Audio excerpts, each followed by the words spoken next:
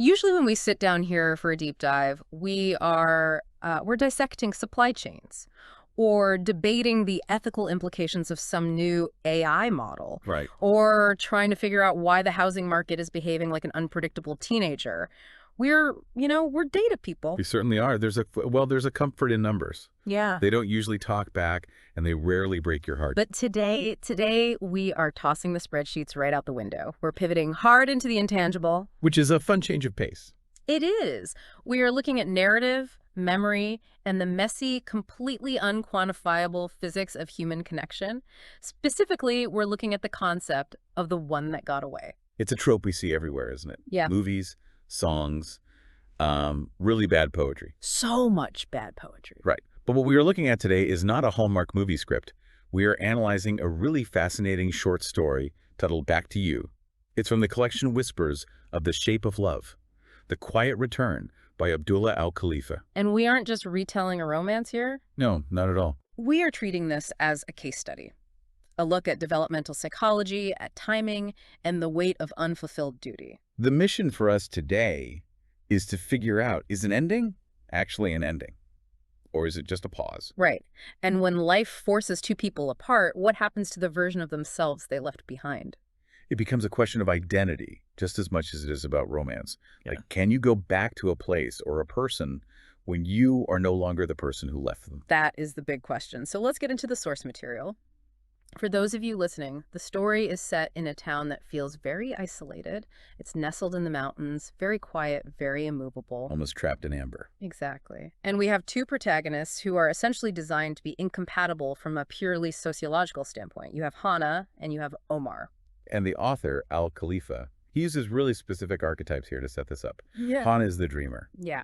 The text describes her notebooks as just being filled with poetry, carrying the scent of jasmine, and her gaze is always turned toward the horizon. She wants art school. She wants out.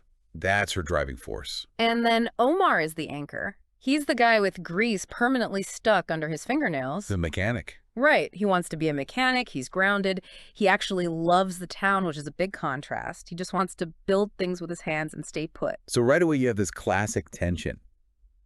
Aerodynamics versus statics. I like that. One wants to fly, and the other needs to hold steady. By all logical metrics, if we were running the data on this, they shouldn't work. But they do. And the story paints this picture of high school intimacy that feels very visceral. It really is. It's not just holding hands in the hallway. It's those late-night study sessions where they aren't actually studying at all. It's the dimness of the cinema. Secret kisses behind the library. What stands out in the text, though, isn't just the puppy love aspect. It is the function they served for each other.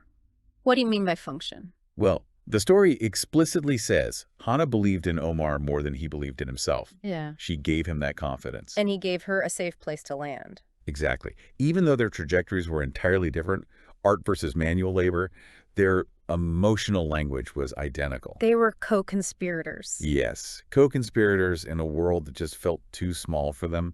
They were building a shared reality. Until reality decided to kick the door down. The catalyst. The catalyst, yeah.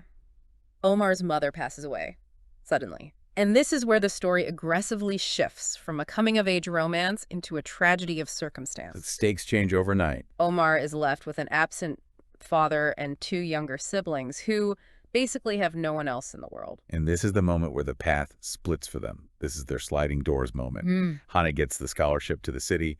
That is her golden ticket out. While Omar inherits a family he didn't choose to make, but he has to raise them. He's forced to drop out of school to work full-time. The breakup scene that follows is just brutal. It really is. Not because they fight, but because they don't fight. Hana begs him to let her wait. She literally says, I can do this. We can do distance. I will come back on weekends. She's bargaining with fate at that point. Completely. And Omar, out of love and this incredible selflessness, just shuts it down. He tells her, don't live your life. Okay, I want to stop here for a second and really dig into this. Because usually we frame this kind of thing as the ultimate romantic sacrifice, right? The hero letting the heroine go so she can fly. Sure. The classic noble gesture. But isn't that also kind of arrogant? How do you mean? Well, think about it. He made the choice for her. He unilaterally decided that her waiting for him was a bad investment. Ah, I see what you're saying. He didn't give her the agency to choose the burden. He just cut the cord. That is a very valid read. and it definitely strips her of agency in that specific moment. Hmm. But look at it from the perspective of the sunk cost of emotion. Okay. Omar knows his reality is about to become pure drudgery. Diapers, school runs, exhausting mechanic work near poverty. If he lets her stay attached to him, he becomes the anchor that drags her down from the sky. So he's actively protecting her from his own life. And protecting himself, I think. Imagine the resentment. If she stayed and she hated her life because she gave up her dreams for his siblings, she would eventually hate him. By cutting her loose right then, he preserves the memory of their perfect love, even if he has to destroy the reality of it to do so. Wow. That is an incredibly depressing calculation for a teenager to make. It is the calculation of someone who has been forced to grow up overnight. Yeah. Duty displaces desire. It has to. So she leaves, he stays. And the text notes that they parted with hearts half full, just completely unresolved. And then we get silence. And this is where the story gets really interesting from a psychological standpoint. Because usually in fiction, you skip ahead a few months, or maybe they send a few letters or they pine openly. But here, Al-Khalifa gives us 13 years of total radio silence. 13 years. I ran the numbers on that before we started. That is roughly 4,700 days. It's an absolute lifetime. That is an eternity to not speak to someone you loved. Let's talk about those 13 years, the interlude. Because the text does give us snapshots of what they were doing, and they weren't just sitting around crying into their pillows. No, and that is vital to the theme. Hana actually becomes an art teacher. She succeeds. She paints on weekends.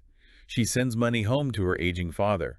She builds the exact life she promised Omar she would build. And Omar builds his garage, he raises his brother and sister, he gets them both all the way through school until they are independent. He does the hard work. But there is a psychological concept at play here during this silence called the Zeigarnik effect. The Zeigarnik effect. Break that down for us. It is the psychological phenomenon where people remember uncompleted or interrupted tasks better than completed ones. Okay. The human brain naturally hates an open loop. It desperately wants closure. Because the relationship didn't end naturally, it didn't fizzle out, they didn't cheat, they didn't just fall out of love like up, it remained a permanent open loop in both of their minds. So even though they aren't speaking for over a decade, that task is just running in the background, like an app draining your phone's battery. Precisely. The text actually highlights this. It says Omar never pursued a serious relationship in those 13 years. It asks the reader, how could he, when his heart still beat in time with her memory? Okay, playing devil's advocate again here. Is that romantic, or is that just a massive trauma response? Because 13 years is a very long time to be emotionally unavailable because of a high school girlfriend. It's definitely a bit of both. It is romantic on the surface, sure, but practically, it functions as a defense mechanism. A shield. Yes. If you hold on to the perfect, untarnished memory of the one who got away, you never have to risk the messy, difficult reality of a new relationship. You can compare every real person to this phantom. And the phantom always wins. Because the phantom never argues about whose turn it is to do the dishes or pay the electric bill. So Omar uses Hana's memory as a shield to get through his day-to-day survival. I think so. It allowed him to focus entirely on his duty to his siblings without the distraction of a personal life. He essentially martyred his own romantic future for the sake of his family, and he used Hana as the internal excuse to do it. And why didn't they call? That's what kept bothering me. Why, no text, just a quick, hey, thinking of you. Or, I saw a jasmine flower and thought of you. The story addresses that beautifully. It says, some loves are too intense to revisit. Which implies a deep fear. Absolute fear. If Hana calls Omar, she has to acknowledge that he is still stuck in the very town she fought so hard to escape. Right. And if Omar calls Hana, he has to face the painful fact that she is living a vibrant life he simply cannot be part of. Silence keeps the fantasy alive. Contact forces a reality check they just weren't ready for. Until they are ready. Or at least until the universe decides they have waited long enough. Which brings us to the return. And ominously, it is another death that brings them back together. It's like a set of bookends. Omar's mother's death separated them, and now Hana's father's death brings her back. She returns simply to pack up the house. The final tether to the town is being cut. She's there to close the book on her childhood home forever. She walks into a coffee shop. It's spring. And I love the description here. It's not a glossy movie set. It's just a dusty local spot. And she sees him. The visual description of Omar in this scene is crucial. He isn't the boy she left anymore. He is older, broader. The text specifically mentions his weary eyes. He looks like a guy who has raised 2 kids and run a manual labor business for a decade. He looks deeply tired. But the text also says, the same warm smile remained. And this connects directly to the author's core philosophy. Abdullah al-Khalifa's concept of quiet love. Exactly. He writes a lot about this. He believes that true connection isn't about the initial spark. It's about the frequency.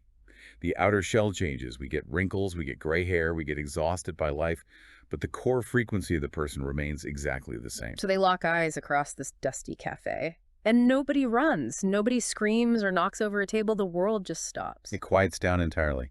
And Hannah breaks the silence. She says, "You're still here." Which is such a loaded sentence. It means so many things at once. Right. It means you're still in this town. You're still alive. You're still you. And Omar's response, this is the line that absolutely floors me. He doesn't say, I missed you.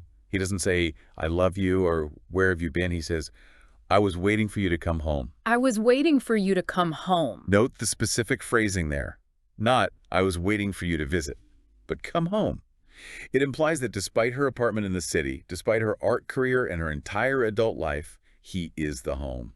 That connects right back to the Zygarnik effect we were just talking about, doesn't it? The open task is finally being completed. The loop is closing. Or perhaps the pause button is finally being unpressed. They sit down, and I think the most realistic, grounded part of the story is what happens next. They don't immediately start making out or crying. They just talk. They talk about their parents. They talk about their scars. She shows him pictures of her students.